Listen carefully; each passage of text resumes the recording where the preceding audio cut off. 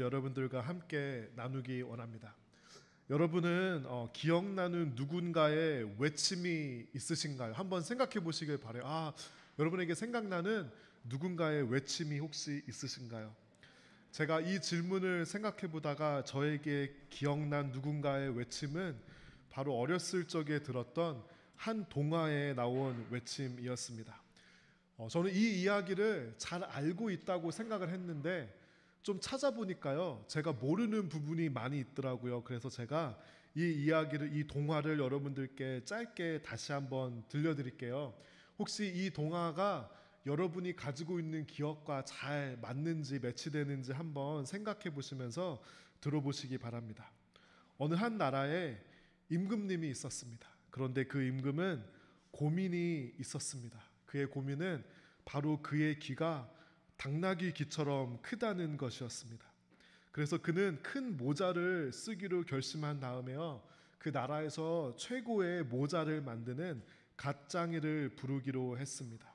그래서 그 사람을 불러서 내 귀를 가릴 수 있는 큰 모자를 만들어 달라고 하고요, 만일 당신이 내 귀가 이렇게 크다는 소문을 내면은 당신의 목숨이 무사하지 않을 것이라는 엄포를 놓습니다.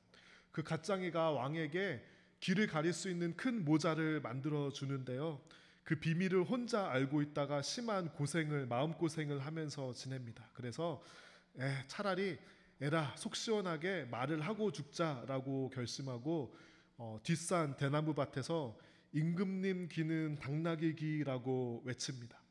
저는 이 임금님 귀는 당나귀 귀라는 외침이 계속 떠올랐는데요, 그 대나무 밭에 바람이 불기 시작하면은 그 대나무 밭에서 임금님 귀는 당나귀 귀라는 소리가 계속 들렸다고 합니다. 나무를 자르니까 나무가 잘라졌을 때는 소리가 안 들리다가 나무가 다시 자라니까 그 소리가 멈추지 않아서 결국에는 온 나라 전체가 임금님 귀가 당나귀 귀라는 것을 모르는 사람이 한 명도 없게 되었습니다. 저는 여기까지밖에 기억을 못했어요. 그런데 스토리가 더 있더라고요. 왕은 이 소문이 파다하게 퍼지자 병이 들어서 몸져 누워버렸습니다. 그때 어느 한 중년의 남자가 왕을 찾아와서 이렇게 조언합니다. 왕의 귀는 결함이 있는 것이 아니니 있는 그대로의 모습을 보이라고 조언합니다. 그것은 하나도 부끄러운 일이 아니며 그 귀는 백성의 소리를 잘 들으라는 하늘의 계시라고 그 사람이 설명해 주었습니다. 이 왕이 참 훌륭하고 지혜로워서 자신의 약점이던 귀를 이제는 마음 편히 내어놓고 백성의 소리를 들어 훗날 위대한 성군이 되었다는 그런 아름다운 엔딩이 있는 그런 동화였습니다. 여러분, 이 동화를 여러분 잘 기억하고 계셨나요? 저는 이 동화를 내용을 찾아보는데 참 마음에 감동이 되었습니다. 그리고 이런 마음이 들었습니다. 이 동화를 가지고 설교를 한번 해보고 싶다라는 그런 마음이 들었습니다. 제가 가진 저 같은 사람이 가진 직업병입니다. 여기에는 정말 좋은 메시지들이 많이 함축적으로 들어가 있습니다.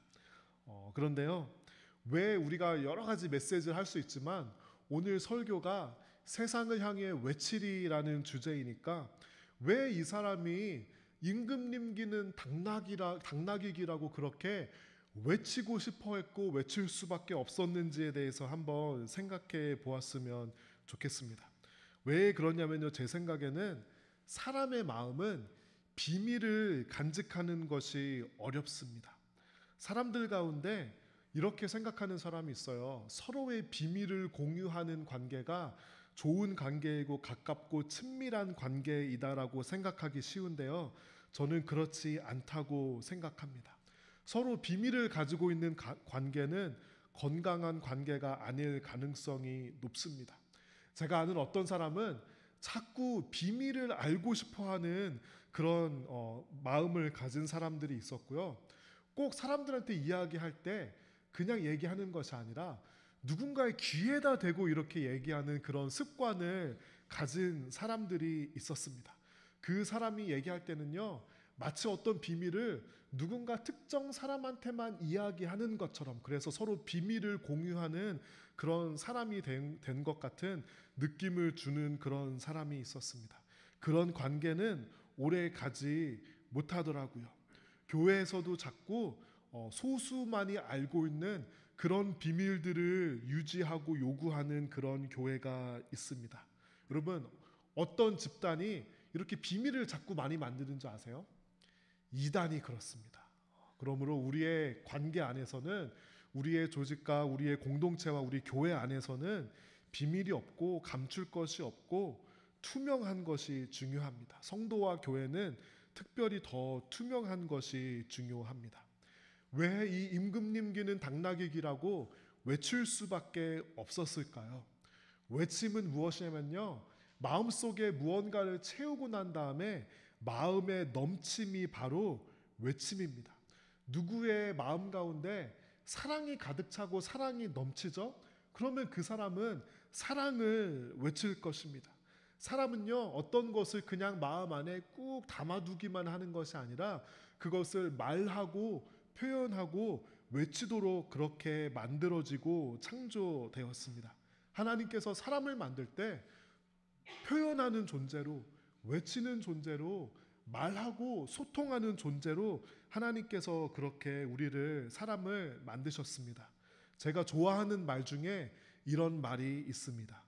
소통이 안 되면 고통이 온다. 여러분 동의하시나요? 너무 맞는 말인 것 같아요. 직장 상사와 소통이 안 되죠? 그럼 무엇이 찾아오죠? 고통이 찾아옵니다. 부부가 서로 소통이 안 되면 그것만큼 고통스러운 것이 없고요. 부모와 자녀가 소통이 안 되면, 성도가 소통이 안 되면 고통이 찾아오게 됩니다. 하나님께서 사람을 소통하게 만드셨기 때문에 우리에게 입술을 주시고 귀를 주셨습니다. 또 하나님께서는 다양한 예술을 주셔서 음악과 미술과 스피치와 영상과 다양한 예술의 형태를 통해서 하나님께서는 우리의 삶의 마음의 깊은 것들을 표현하게 하셨습니다. 그래서 우리는 자꾸 이렇게 소통하고 표현하고 들어주고 하는 것이 사람을 건강하게 만듭니다. 전 세계에서 가장 성공적이고 돈을 많이 버는 회사들이 무엇을 하는 회사들인지 여러분 아십니까? 그것은 바로 소통하는 것을 도와주는 회사입니다. 여러분, 애플이 무슨 회사이죠? 뭐 다양하게 정의할 수 있지만 애플은 사람들이 서로 소통할 수 있는 하드웨어와 소프트웨어와 서비스를 만들어주는 그런 회사입니다. 우리 성도분들이 많이 종사하는 퀄컴은 어떤 회사이죠? 모바일 칩을 만들어서 사람들이 모바일 디바이스로 서로 쉽게 잘 효과적으로 소통할 수 있게 만들어주는 회사이고요. 마이크로소프트는 일터에서 더 잘 협업하고 잘 소통할 수 있게 만들어주는 회사이고요. 유튜브는 그 전에는 문자나 음성으로 하던 것을 영상으로 소통할 수 있게 만들어주는 회사입니다. 요즘에 유명한 오은영 박사가 하는 일이 뭐죠?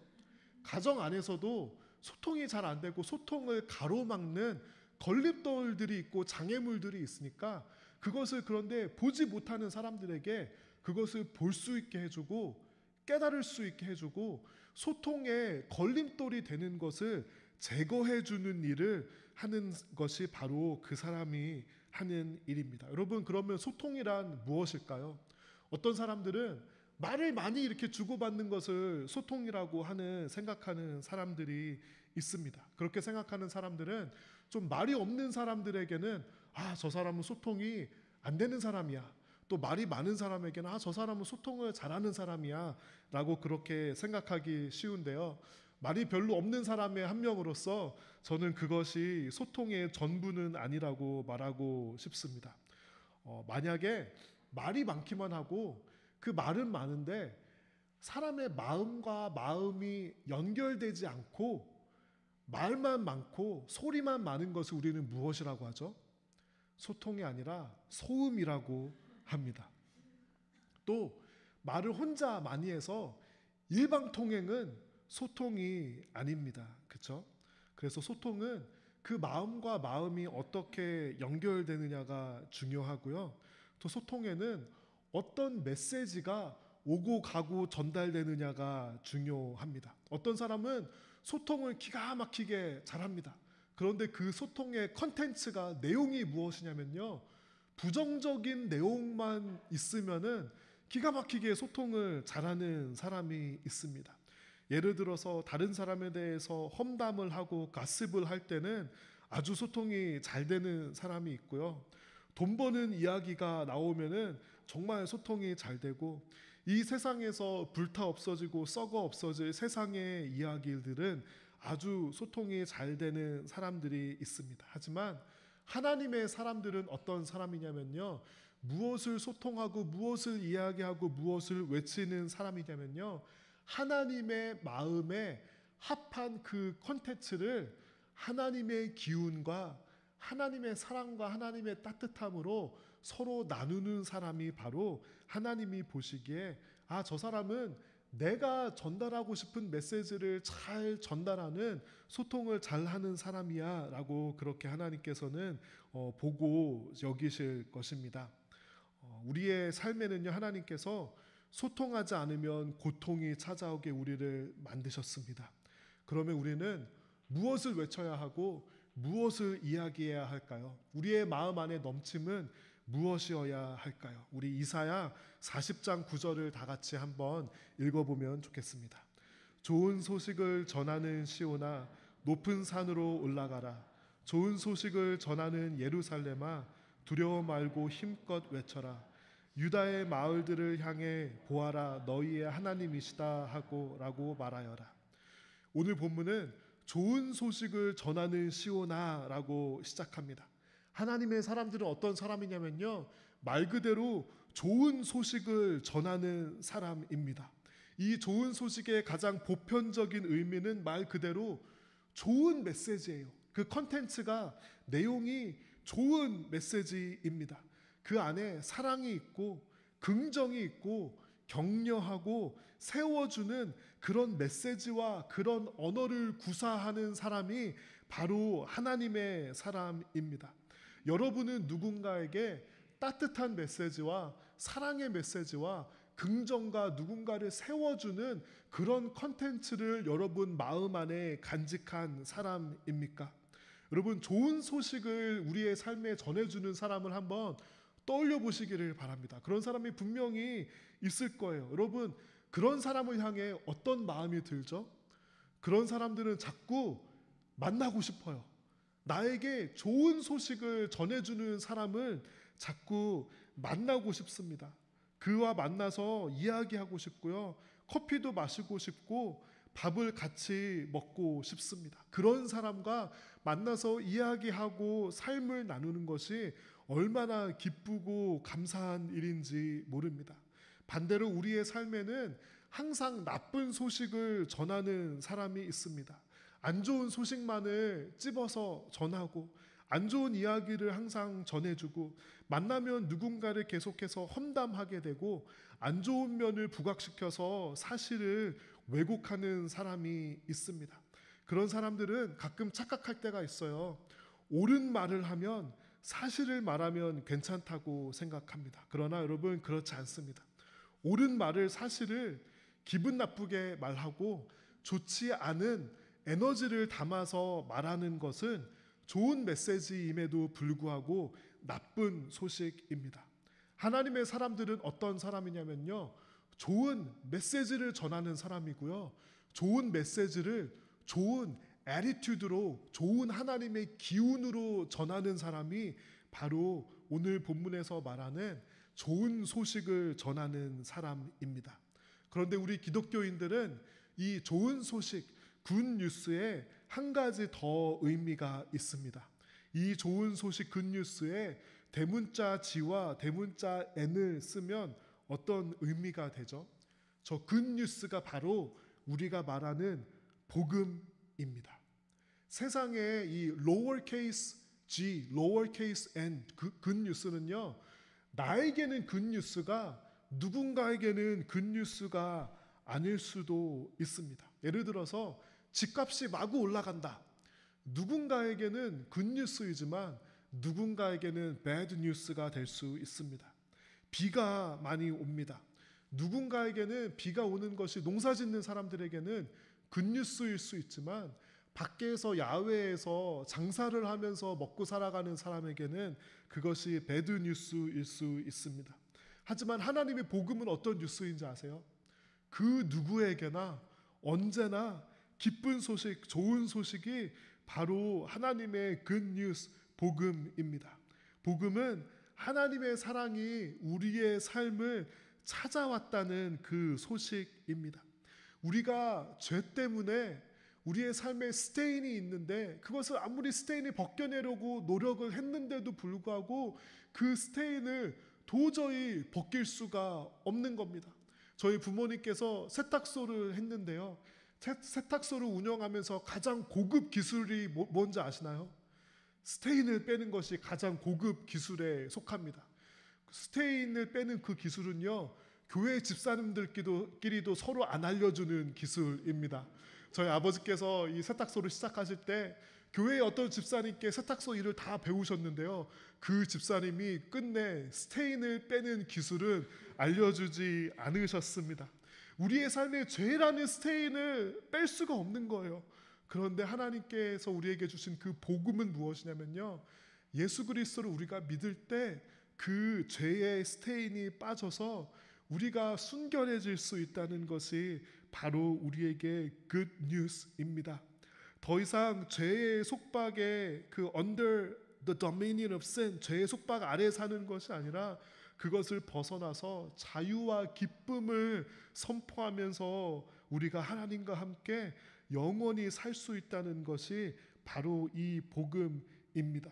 여러분, 이 복음이 이 greatest news of all, 제가 나이키 운동화를 사서 너무 기분이 좋아서 자랑하듯이 여러분들께 말씀드렸죠, 그렇죠? 그런데요, 내 삶에서 가장 좋은 소식이 있다면 그 소식을 여러분 어떻게 하는 것이 정당하고 정상이겠습니까? 이거를 말할 수 있어야죠. 이것이 자랑이 아니잖아요. 왜냐하면 나에게도 좋은 소식이 여러분에게도 좋은 소식이고 내 친구와 내 이웃에게도 좋은 소식이니까 그것을 말하고 전하는 것이 너무 당연합니다. 그렇기 때문에 그 소식을 외칠 수 있는 것이 너무나도 당연합니다. 제 영혼에 깊은 울림을 주었던 어떤 외침이 있습니다. 한거 유관순 이야기라는 영화가 있는데요. 1919년 3월 1일에 서울에서 만세 운동이 일어났습니다. 이때 학생이었던 유관순 열사는 밖에 나가서 자신이 밤새도록 그린 태극기를 사람들에게 주면서 대한민국 만세를 외칩니다. 유관순 열사는 3년형을 선고받고 서대문 형무소로 이송됩니다. 감옥 안에서 3.1운동 1주년이 되는 날을 유관순 열사가 기다린 다음에 그가 수감되었던 8번 방에서 1주년이 되는 날에 다시 한번 외침이 시작됩니다. 대한민국 만세, 대한민국 만세. 이 외침이 그 8번 방에서 시작되고요, 서대문 형무소의 담을 넘어서 온 서울에 대한민국 만세의 외침의 소리가 울려 퍼지게 됩니다. 이 영화를 정말 감명 깊게 보았는데요, 감옥 안에서 대한민국 만세를 외치면 어떻게 되겠습니까? 그녀는 모진 고문을 당하고 출소 며칠을 앞두고 옥중에서 숨을 거두고 맙니다. 대한민국 만세는 한 나라의 역사를 바꿀 만한 힘이 있는 외침이었습니다. 이 외침은 한 사람의 삶과 그 삶 전체를 바꿀 만한 무게와 의미가 있는 외침이었습니다.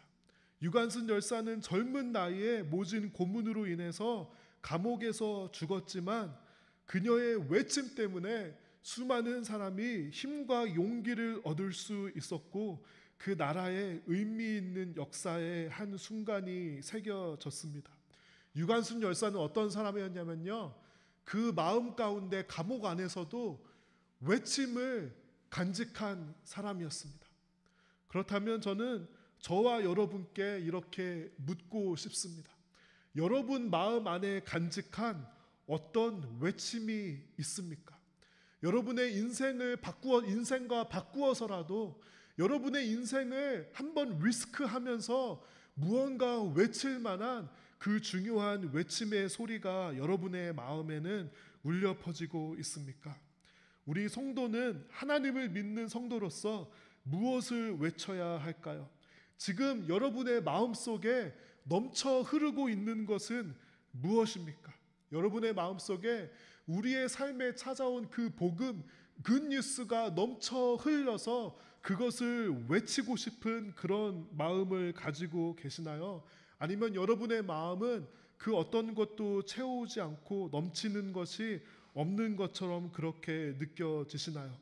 복음을 우리가 받아들이면 그것이 굿뉴스입니다. 굿뉴스인데 우리가 예상하지 않았던 어떤 결과가 일어납니다.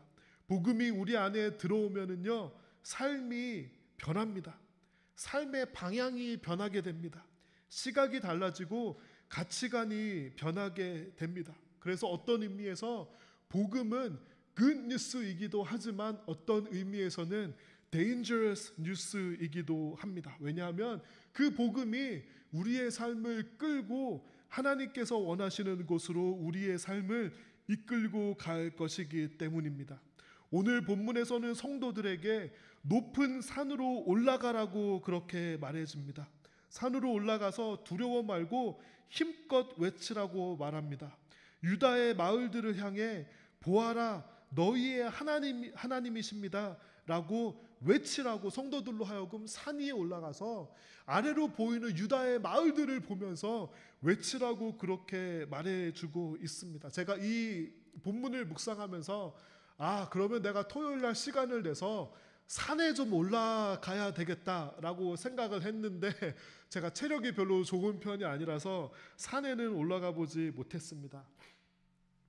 그 대신에 저에게 생각난 한 곳이 있습니다. 그곳이 어디냐면요, 마운트 솔리댓입니다. 여러분 여기 한번 가보셨나요? 그 라호야에 내려가는 길에 이제 거기서 좀 산 언덕을 올라가면은 마운트 솔리댓가 있는데 거기 가면은 샌디에고가 360도로 보입니다. 제가 아는 샌디에고에서 가장 멋있는 곳, 샌디에고에서 가장 좋은 것이 바로 저곳입니다. 여러분 한번 가보지 않으셨다면 꼭 한번 가보시기 바랍니다. 그곳에 가면은요, 뭐 정확한 것까지 모르겠지만 제 생각에는 저 북쪽의 오션사이드와 남쪽의 다운타운과 출라비스타와 저쪽 파웨이와 바다까지 360도로 보입니다. 그곳에 가면은요, 시각이 어떻게 변하는 줄 아세요? 나의 좁고 좁은 시각에서 저곳에 가면은 이 도시를 둘러볼 수 있는 그런 시각이 생깁니다. 마치 어떤 것 같냐면요, 하나님께서 이 도시를 내려다보는 그런 시각을 마치 가진 것 같은 그런 느낌이 납니다. 그곳에 가서 우리 성도들은 유다의 마을들을 내려보면서 마치 우리가 오션사이드와 출라비스타와 파웨이와 라호야를 내려보면서 어떤 마음을 가져야 하냐면요, 첫 번째로 들은 마음은 하나님을 찬양하는 마음을 가지게 됩니다. 시편 150편 6절의 말씀이 생각났는데요, 호흡이 있는 자마다 여호와를 찬양할지어다. Let everything that has breath praise the Lord. 높은 곳에 가면 하나님을 찬양하고 싶은 마음이 들고요, 또 찬양을 하다가 그 도시들을 보면서, 지역들을 보면서 무슨 생각이 드냐면요, 하나님께서 이렇게 아름다운 자연을 창조하시고 그 자연에 정말 가장 주인공으로 사람을 만드셔서 이것을 경작하고 누리고 다스리라고 하셨는데 막상 그 사람들은 하나님을 모르는 사람들이 너무나도 많구나. 그 사람들에게 어떻게 하나님의 사랑, 이 굿뉴스를 전할 수 있을까라는 그런 마음이 듭니다. 하나님께서는 하나님을 경배하라고 이렇게 아름다운 자연을 만들어 주셨는데 사람들은 하나님을 모릅니다. 하나님을 거부하고 하나님을 부정하며 자신의 욕망을 신으로 만들어서 우상 숭배를 하면서 살아가는 그 사람들을 보면서 하나님께서 이 이사야 선지자를 통해서 그 당시 사람들에게 말해주는 겁니다. 시온 산 위에 올라가서 유다 마을들을 보면서 보아라, 바로 너희의 하나님이다. 하나님을 믿지 않는 너희의 하나님이 이 세상을 창조하시고 지금도 하나님의 풍성한 기운으로 너희에게 말씀하시고 계시다라는 것을 외치고 싶어하는, 외쳐야 하는 그 성도의 답답한 마음을 오늘 본문이 표현해 주고 있는 것입니다. 우리 성도의 마음에는 그런 소리가 울려야 하고 외쳐져야 하는 것입니다. 제가 최근에 묵상하고 있는 어떤 찬양이 있습니다. God of the City라는 영어 찬양인데요. 이 도시의 하나님이라는 찬양입니다. 이 찬양이 이렇게 한국 사람들에게는 많이 불려지지 않는 것 같은데요. 제가 살짝 불러드릴게요. For greater things have yet to come, and greater things are still to be done in this city. Greater things have yet to come, and greater things are still to be done in here. 이 도시를 향해서 품으신 하나님의 마음을 이렇게 써낸 가사입니다.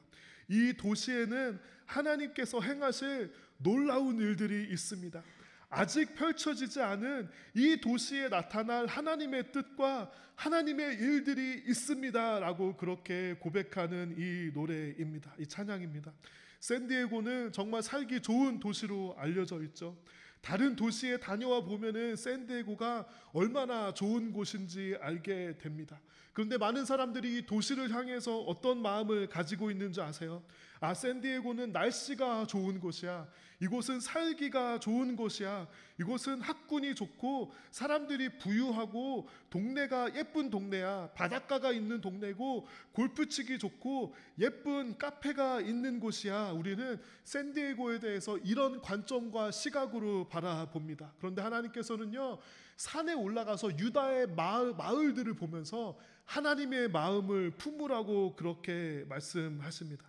죄송하지만 제가 말씀드린 이런 관점들은 하나님의 관점과 시각이 아닙니다.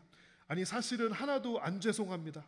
하나님은 그런 시각으로 이 도시를 바라보지 않으십니다. 하나님께서는 성도들로 하여금 이 도시를 바라보면서 아직 이루어지지 않은 하나님의 일들을 품게 하시고요, 아직 나타나지 않은 하나님의 뜻을 어떻게 하면 나타낼 수 있을까 성도에게 기도하게 하시고 외치게 하십니다. 어떻게 하면 이 도시에 예배와 찬양 소리가 펼쳐질 수 있을까? 어떻게 하면 이 도시에 젊은이들과 다음 세대로 인하여서 복음의 부흥이 다시 일어날 수 있을까? 이것이 바로 성도가 품어야 하는 마음인 것입니다. 이번 주에 샌디에고 레스큐 미션의 졸업식 영상을 보고 너무 큰 감동을 받았습니다. 이곳에서는요, 그 1년 프로그램을 이수하는 사람들을 학생이라고 말합니다. 1년 동안 잘 재활을 시킨 다음에 그 1년의 프로그램을 마치면은요, 졸업식을 합니다. 여러분 그 유튜브에 가서 샌디에고 레스큐 미션 채널이 있어요. 한번 거기 가서 찾아보시기 바랍니다. 이번 해에 47명의 학생들이 홈레스를 벗어났는데요, 그 사람들의 간증을 듣는데 눈물이 났습니다. 그들이 마치 하나님을 향해, 이 도시를 향해 이렇게 외치고 있는 것만 같았습니다. 보아라, 너희의 하나님이시다. 이 샌디에고 레스큐 미션은 어떤 단체냐면요, 말씀과 기도로 이 사람들을 재활시키기 위해서 정부의 지원을 때로는 거부하는 단체입니다. 그들이 사역하고 이 사람들이 간증을 하는 것을 보면서 마치 이 땅을, 이 도시를 향해 하나님께서 외치는 그런 외침의 소리를 들은 것만 같습니다. 또 오션사이드에 있는 내비게이션 센터를 새로 열었는데 그곳은 더 사정이 열악하다고 들었습니다. 그곳의 스태프와 연락을 하면서 그곳을 한번 방문했으면 좋겠다고 그렇게 얘기를 했고요. 또 그곳에 14명 정도의 어린이들과 학생이 있다고 하는데요, 우리가 정말 롱텀 프레젠스가 되어서 나무교회 가족들이, 나무교회 자녀들이 그들을 축복하고 이 도시를 향해 보아라 너의 하나님이시다라고 외치면 정말 멋지고 근사한 일들이 될 것 같습니다. 오늘 본문의 배경이 되는 시온과 예루살렘에는 지금 어떤 소리가 외쳐지고 있습니까? 폭탄이 터지는 소리, 총알 소리, 서로를 미워하고 비방하는 소리, 그리고 비명 소리가 울려 퍼지고 있습니다. 지난주에 모인 추수감사절 헌금 전액이 맵 인터내셔널을 통해서 가자 지역 의약품 지원으로 사용됩니다. 사실은 15,000불이 모여지지 않으면은 나무교회에서 매칭을 해서 한 개의 키트를 그곳에 보냈으면 좋겠다라는 마음을 가지고 기도하고 있었는데 정말 하나님께서는 풍성하게 채워주셔서 그 한 키트 10,000명을 3개월 동안 치료할 수 있는 키트 하나와 조금 더 보낼 수 있게 되었습니다. 그 의약품들이 지금은 폭탄 소리와 총알 소리와 비명 소리와 서로 미워하는 소리가 가득 찬 그 예루살렘 땅에서 하나님의 선하심과 위로하심을 외치는 그런 소리로 사용되기를 간절히 기도합니다. 제가 예전에 대학생 때 선교단체에서 훈련을 받으면서 이런 일을 한 적이 있어요. 수련회를 마친 다음에 쇼핑몰로 다 데리고 갑니다. 데리고 가서 막 사람들을 모은 다음에 사형리, for spiritual, 사형리를 큰 소리로 외치게 합니다. Law number one, God loves you and offers a wonderful plan for your life. 그러면서 이 제1원리, 2원리, 3원리, 4원리까지 사형리를 큰 소리로 사람들 앞에서 그렇게 외치게 합니다. 그거를 하면은요 정말 뭔가 좀 부끄럽고 뭔가 이렇게 좀 창피한 것은 아니지만 좀 뭔가 부끄러운 그런 마음이 듭니다. 어떤 사람들은 박수를 쳐주기도 하지만 어떤 사람들은 와서 시비를 걸기도 하고 대부분의 사람들은 무관심하게 지나갑니다. 저는 사실 그렇게 불특정 다수에게 외치는 것은 조금 조심하는 그런 마음을 가지고 있는 편입니다. 왜냐하면 우리의 외침이 누군가에게는 혹시 좀 잘못 전달되고 시끄러운 소리가 될 수 있을까봐 조금 조심하는 편입니다. 그렇지만 그날 정말 좋고 너무나도 중요한 것을 배우게 되었습니다. 그날 제가 외치는 사형리 전도 복음의 메시지를 외치면서 내가 왜 부끄러운 마음을 가지고 있지? 내가 왜 이것을 조금 꺼리는 그런 마음을 가지고 있지? 라는 것을 제 자신에게 묻게 되었습니다. 그때 이 말씀이 생각이 났어요. 내가 복음을 부끄러워하지 아니하노니 이 복음은 모든 믿는 자에게 구원을 주시는 하나님의 능력이 됨이라. 이 말씀이 생각나고 그 말씀을 마음에 새기게 되었습니다. 여러분은 산 위에 올라가서 외칠 만한 어떤 신앙의 메시지가 있습니까? 여러분 마음을 채우고 넘치게 하는 그 메시지와 그 외침은 무엇입니까? 성도의 마음 가운데 넘치는 마음이 없다면, 그 외침이 없다면 사실은 불쌍한 사람입니다. 외칠 메시지와 그 열정이 있는 사람은 행복한 성도입니다. 여러분은 무엇을 외치고 싶으신가요? 하나님께서 여러분 삶에 외치도록 주어진 그 메시지는 무엇입니까? 우리를 이곳에 불러주신 이 도시를 바라보며 하나님께서 주신 이 복음의 메시지를 두려워 말고 힘껏 외치는 저와 여러분들이 되시기를 바랍니다. 우리 다 같이 일어서서 이 찬양을 했으면 좋겠습니다. 작은 불꽃 하나가라는 찬양인데요. 가사 중에 이 가사가 있습니다. 산 위에 올라가서 세상에 외치리 내게 임한 주의 사랑 전하기 원하네. 이것을 외치는 우리의 찬양의 고백이 되었으면 좋겠습니다.